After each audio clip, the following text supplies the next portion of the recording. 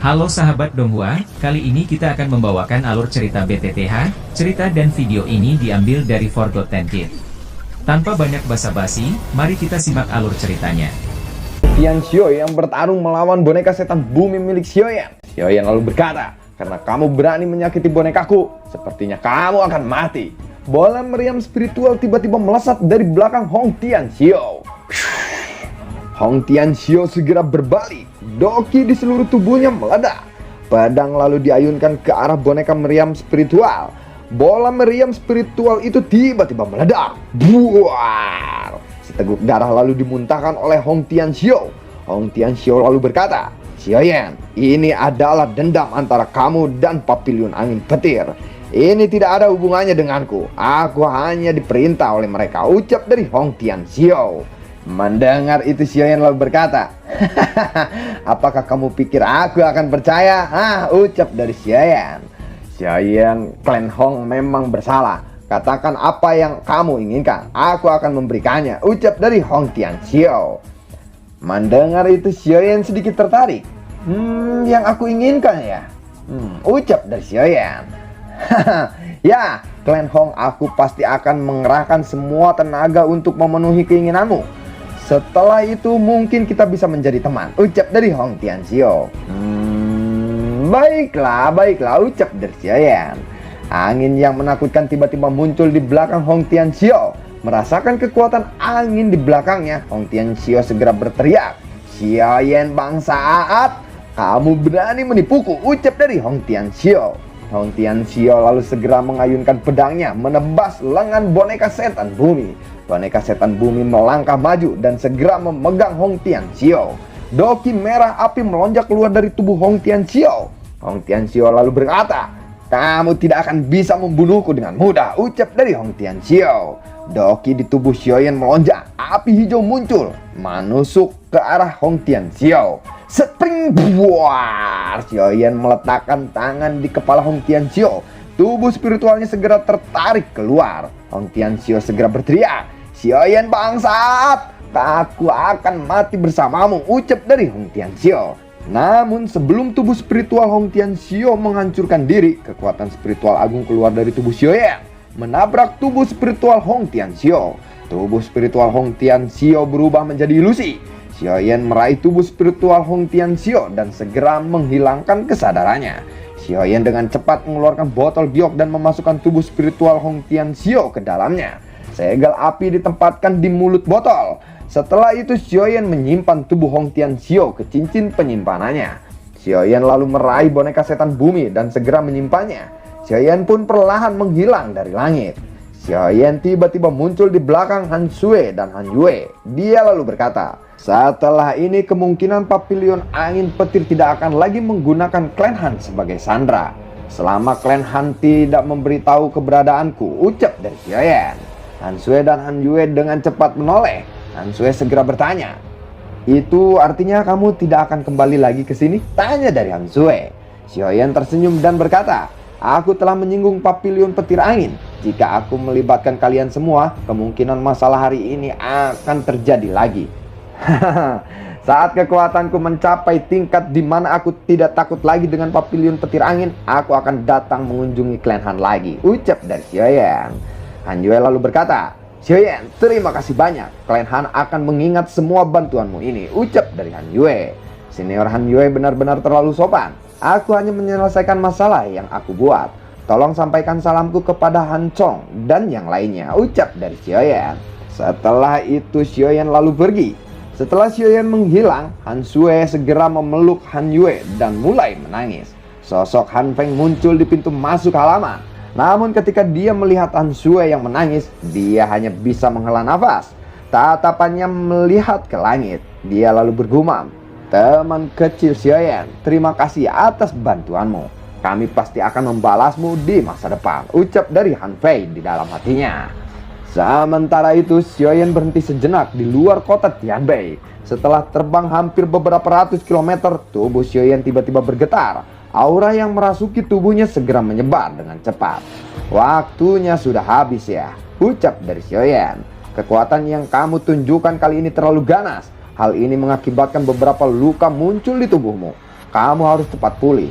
Jika tidak, efek sampingnya mungkin akan tertinggal. Selain itu, kamu harus menggunakan kekuatan spiritualku sesedikit mungkin.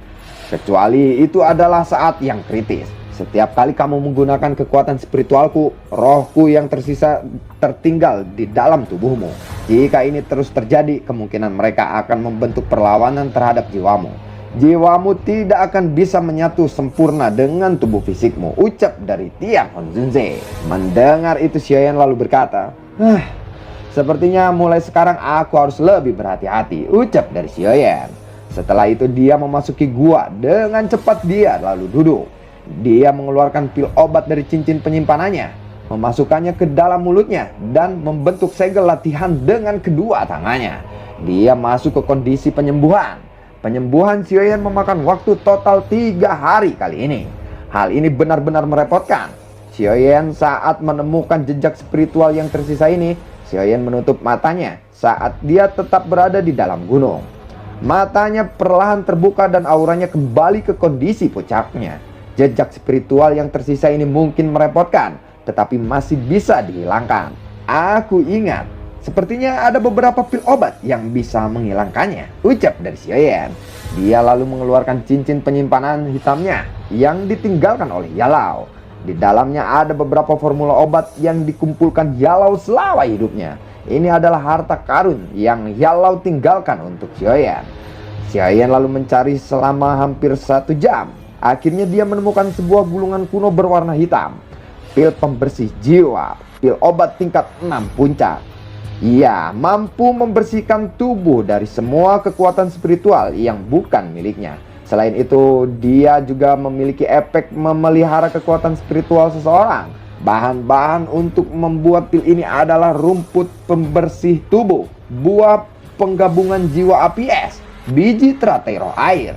Xiaoyan membaca gulungan itu dan memasukkan semua formasi ke dalam formula obat ke dalam pikirannya. Pil obat tingkat 6 puncak ini adalah tingkat tertinggi. Namun bahan-bahan obatnya mungkin sedikit tidak lazim dan langka. Tetapi itu mungkin bisa mendapatkannya jika aku mencarinya dengan sungguh-sungguh. Jejak spiritual yang tersisa di tubuhnya mengalami kesulitan untuk mencapai banyak hal. Masih ada cukup waktu, ucap dari Xiaoyan. Xiaoyan menghela nafas lega setelah dia menemukan cara untuk menyelesaikan masalahnya. Lalu 4 gulungan berwarna perak muncul di depannya. Keempat gulungan ini diperoleh dari tangan 4 sesepuh dari Paviliun Angin Petir Utara. Kemungkinan ketiganya adalah bagian dari tubuh ilusi 3000 petir, ucap dari Xiaoyan.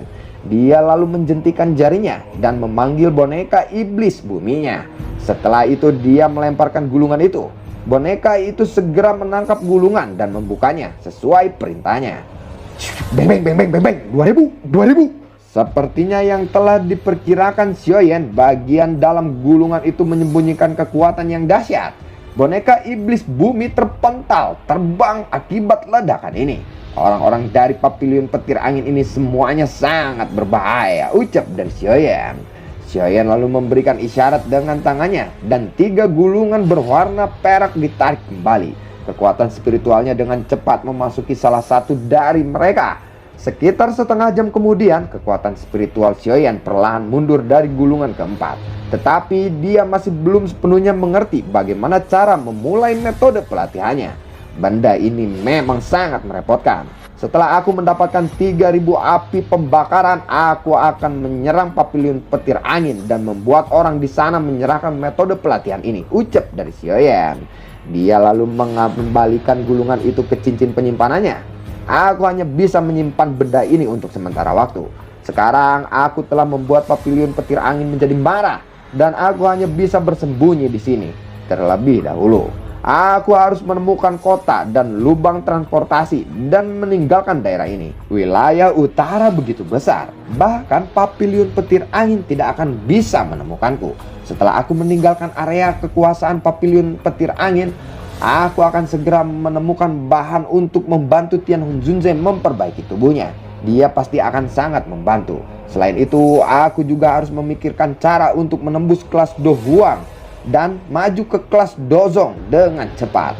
Akan lebih baik jika ini terjadi sebelum pil gathering dimulai, ucap dari Xiaoyan. Kota perubahan tulang. kota yang tidak lebih kecil dari kota Tianbei. Namun itu cukup jauh dari kota Tianbei. Xiaoyan berhenti sejenak di kota ini untuk beristirahat. Xiaoyan berjalan perlahan ke dalam sebuah toko. Ada seseorang lelaki tua di toko itu. Kekuatan orang tua ini baru saja mencapai kelas dozi. "Apakah kamu berencana untuk membeli peta?" tanya orang tua itu. "Beri aku peta paling tepat dari wilayah utara yang kamu miliki," ucap dari Xiaoyan. "Anak muda, ini adalah peta yang kamu minta. Ini adalah yang paling detail yang dibuat oleh tokoku. Dan nilainya 30.000 koin emas," ucap dari orang tua itu. Dia menyerahkan petanya kepada Xiaoyan. "30.000 koin emas ya," ucap dari Xiaoyan. Xiaoyan membuka peta dan mempelajarinya sedikit. Dan peta itu memang agak detail. Xiaoyan merasa dia terlalu malas untuk berdebat dengan lelaki tua itu. Dia lalu menyerahkan koin emas yang dibutuhkan. Dia lalu berbalik dan pergi. "Anak muda, tolong tunggu," ucap orang tua itu. Xiaoyan mendengar itu, dia lalu berkata, "Ada apa?" "Hehe, kamu benar-benar terlihat asing. Kamu bukan orang sini, bukan? Apakah kamu juga di sini karena ingin pergi ke kolam darah Gunung Surgawi di Pegunungan Mata Surga?" ucap dari orang tua itu. "Pegunungan Mata Surgawi? Kolam darah Gunung Surgawi?" tanya dari Xiaoyan. "Apakah kamu tidak tahu tentang mata surga dan kolam Gunung Surgawi?" ucap dari orang tua itu. "Aku baru saja tiba di wilayah utara baru-baru ini. Oleh karena itu, aku tidak terlalu tahu dengan segala sesuatu di sekitar sini. Bisakah Tuan memberitahuku tentang itu?" ucap dari Xiaoyan. Kolam darah Gunung Surgawi di Pegunungan Mata Surga sangat terkenal. Ada beberapa orang di wilayah utara daratan tengah yang tidak menyadarinya. Ada desas-desus bahwa setiap 3 tahun gelombang energi alami muncul di puncak gunung berapi di pegunungan. Setelah air pasang berikutnya, danau Gunung Surga di dalam gunung berapi diisi dengan cairan merah yang sangat misterius. Selain itu, kolam darah Gunung Surgawi ini hanya ada selama 5 hari saja. Setelah itu kolam itu benar-benar menghilang lagi, ucap dari pria tua itu. "Apa gunanya kolam darah itu?" tanya dari Xiaoyan. Dikabarkan kolam darah itu bisa membantu beberapa ahli di puncak kelas Dohuang untuk menembus kelas Dozong. Terlebih lagi jika seseorang ahli Dozong memasuki kolam itu akan membasuh dan memperkuat tubuhnya dan meningkatkan kekuatannya. Bagaimanapun, efek dari kumpulan darah itu sangatlah misterius. Setiap 3 tahun, Pegunungan Mata Surga dipenuhi dengan banyak orang di wilayah utara daratan tengah, serta tempat-tempat lain di sana. Kolam ini akan muncul bulan depan. Oleh karena itu, ada banyak orang yang bergegas ke Pegunungan Mata Surga baru-baru ini. Namun Pegunungan Mata Surga sangatlah luas. Ada banyak binatang ajaib beringkat tinggi di dalamnya. Puncak gunung ini juga diselimuti kabut sepanjang tahunnya. Karena itu, jika kamu ingin pergi ke sana, kamu bisa membeli peta Gunung Mata Surga dariku. Harganya hanya 40.000 koin emas. Dengan bantuan peta itu, kamu akan bisa mencapai puncak gunung sebelum orang lain. Anak muda, aku memberitahukan ini untuk kebaikanmu sendiri. Efek dari kolam darah Gunung Surgawi mungkin misterius, tetapi paling banyak hanya bisa digunakan oleh 10 orang. Dengan kata lain, jika kamu tiba di kolam gunung darah surgawi setelah 10 orang itu, kamu hanya bisa melihat kolam darah yang kosong dan menunggu 3 tahun lagi, ucap dari orang tua itu. "Wow, begitu ya," ucap dari Xiaoyan. Xiaoyan lalu menganggukkan kepalanya. Orang tua itu dengan gembira mengeluarkan peta dan bergumam di dalam hatinya sambil tersenyum. "Aku telah merampok orang kaya lagi kali ini." Xiaoyan tidak menyadari pikiran batin orang tua itu. Xiaoyan membayar koin emas dan memasukkan peta ke dalam cincin penyimpanannya. Setelah itu dia berjalan keluar dari toko. Setelah keluar dari toko, Xiaoyan melakukan perjalanan di sekitar beberapa toko obat. Setelah itu kemudian Xiaoyan berhenti di depan sebuah penginapan di kota. "Aku akan bergerak menuju ke Pegunungan Mata Surga besok. Setelah beristirahat 1 malam di sini, jika aku bisa menjadi 10 orang pertama yang memasuki kolam darah Gunung Surga, ada kemungkinan itu bisa membantuku untuk menembus ke kelas Dozong," ucap dari Xiaoyan. Singkat cerita, pagi hari berikutnya dia berjalan keluar dari kamarnya. Tetapi dia tidak segera memulai perjalanannya. Dia berjalan ke lantai 2 penginapan dan duduk di kursi dekat jendela. Dia lalu memesan 1 panci sake. Sementara dia menuangkannya dan meminumnya, telinganya mendengarkan semua percakapan dari kebisingan. Xiaoyan lalu mengerutkan kening saat mendengar obrolan di sekelilingnya. Tidak disangka bahwa kolam darah Gunung Surgawi juga membuat pavilion petir angin terpikat. Xiaoyan mendengar sedikit lebih lama dan berencana untuk pergi. Tetapi tiba-tiba sosok berpakaian perak perlahan muncul di tangga penginapan. Saat kemudian dia berhenti di samping meja yang diduduki oleh Xiaoyan. "Bolehkah aku duduk di sini?" tanya orang itu kepada Xiaoyan. Suara misterius Tian Honzunze tiba-tiba terdengar pelan di dalam hatinya. "Xiaoyan, hati-hati, kekuatan orang ini sangat menakutkan," ucap dari Tian Honzunze. Xiaoyan lalu berkata, "Anda bisa duduk dimanapun. Aku masih memiliki beberapa hal lain untuk ditangani dan tidak bisa tinggal lebih lama lagi. Selamat tinggal," ucap dari Xiaoyan.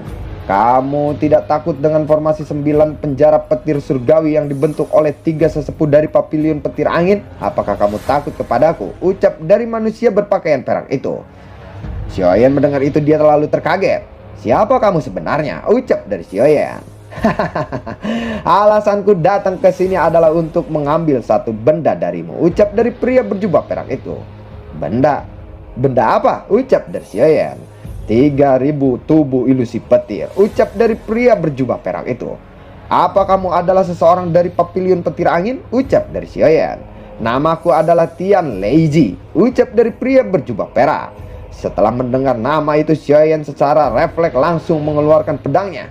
Tian Leiji lalu berkata, "Kenapa kamu begitu kasar kepada orang tua sepertiku?" ucap dari Tian Leiji. Dia lalu menjentikan jarinya dan cahaya petir yang terang keluar dan bertabrakan dengan pedang Xuan Xiaoyan.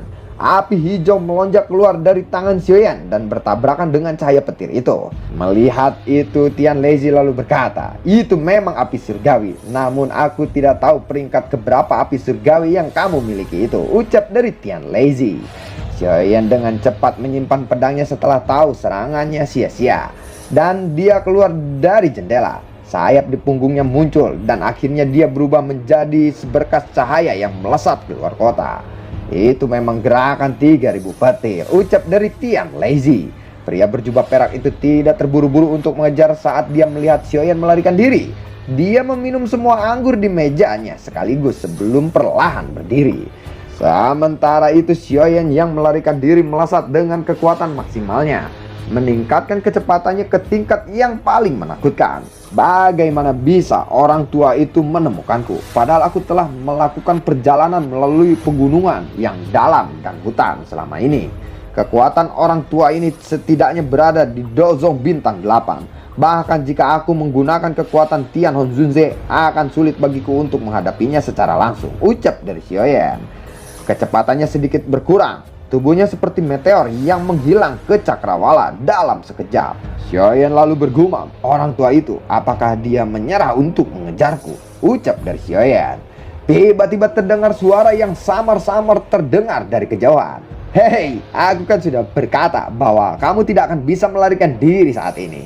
Itu adalah suara Fei Tian atau Tian Leiji. Tidak lama kemudian, dia sudah ada di belakang tidak jauh dari Xiaoyan. "Kecepatan orang tua ini benar-benar menakutkan," ucap dari Xiaoyan. "Kamu mungkin memiliki gerakan 3.000 petir dan sayap tulang misterius itu. Namun kamu telah memilih target yang salah jika kamu ingin bersaing denganku dalam hal kecepatan," ucap dari Fei Tian. "Apa yang kamu rencanakan?" teriak dari Xiaoyan. "Serahkan 3.000 tubuh ilusi petir kepadaku. Kamu mungkin telah mengumpulkan 4 gulungan, tetapi masih tidak mungkin bagimu untuk mempraktekannya. Oleh karena itu, sia-sia jika benda itu masih berada di tanganmu," ucap dari Fei Tian. "Kamu akan mengizinkan aku pergi jika aku mengembalikan tubuh ilusi 3.000 petir kepadamu," ucap dari Xiaoyan. "Aku juga tertarik dengan metode Kimu yang bisa menggabungkan api surgawi. Aku mungkin akan melepaskanmu jika kamu menyerahkan itu juga kepadaku," ucap dari Fei Tian. Ekspresi Xiaoyan benar-benar berubah suram saat mendengar kata-kata itu. "Aku juga tahu bahwa kamu memiliki tubuh spiritual yang sangat kuat di tubuhmu. Aku samar-samar bisa merasakan keberadaannya. Namun tubuh spiritual pada akhirnya hanyalah tubuh spiritual. Jika dia lebih dari sekedar tubuh spiritual, mungkin aku akan mundur," ucap dari Fei Tian. "Oh, kata-kata yang sombong. Jika aku berada di tubuh yang sebenarnya, Aku akan dengan cepat memusnahkanmu, ucap dari Tian Honzunze yang perlahan bangkit. Ekspresi Fei Tian sedikit berubah, tatapannya perlahan menyapu Tian Honzunze. Orang ini sudah mampu mencapai tingkat seperti itu hanya dengan menjadi tubuh spiritual. Orang ini jelas merupakan ahli pamungkas dari kelas Dozun ketika dia masih hidup. Terlepas dari berapa hebatnya Anda ketika Anda masih hidup, saat ini Anda hanyalah tubuh spiritual, ucap dari Fei Tian. Lalu dia beralih lagi ke Xiaoyan. Xiaoyan, selama kamu menyerahkan 3000 tubuh ilusi petir dan metode Qi yang kamu latih, aku akan mengizinkan kamu untuk pergi. Tubuh spiritual itu tidak akan bisa melindungimu hari ini, ucap dari Fei Tian. Kamu hanya bintang 8 Dozong, tetapi berani bertindak begitu arogan di depanku, ucap dari Tian Honzunze.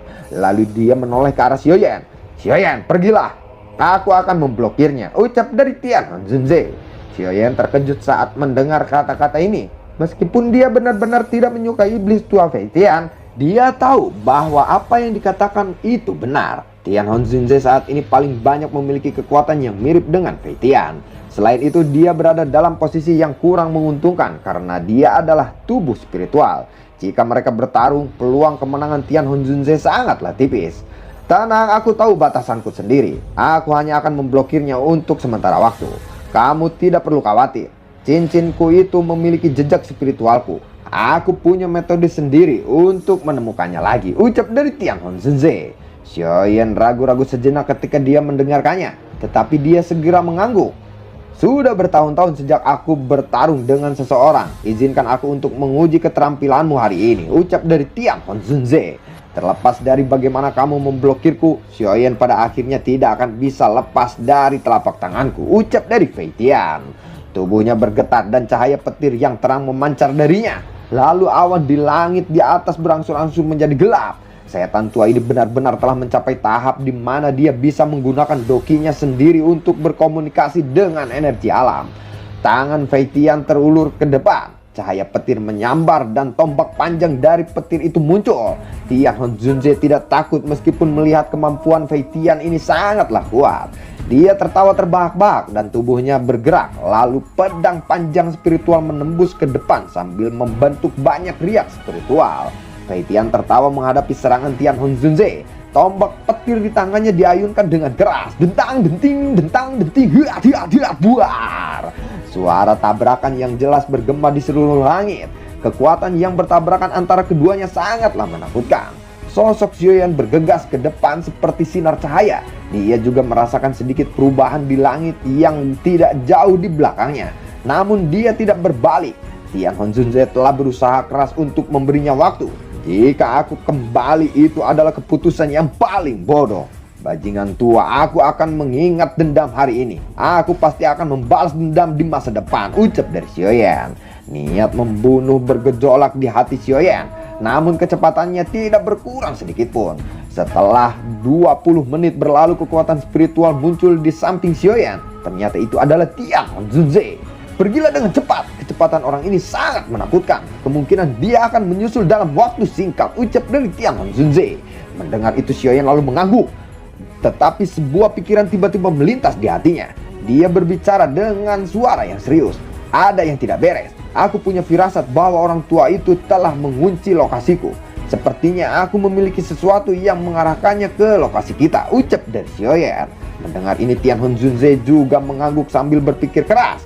Tidak heran orang itu berani mengatakan bahwa Xiaoyan tidak akan bisa melarikan diri darinya. Aku yakin tubuhku tidak memiliki segel pelacak, namun dia masih mengetahui lokasiku. Dengan kata lain, itu adalah sesuatu yang lain, ucap dari Xiaoyan. Segera setelah itu dia melambaikan tangannya dan 4 gulungan berwarna perak muncul di tangannya. Tatapannya menatap tajam pada gulungan itu. Apakah karena gulungan ini, ucap dari Xiaoyan. Lalu Xiaoyan melemparkan gulungan itu sekuat tenaga. Keempat gulungan itu secara melesat ke 4 arah yang berbeda, berubah menjadi 4 cahaya perak. Bajingan tua, aku ingin tahu bagaimana sekarang kamu akan mengejarku, ucap dari Xiaoyan. Lalu bagaimanakah kelanjutan ceritanya? Terima kasih telah menyimak video ini dari awal sampai akhir ya. Sampai jumpa.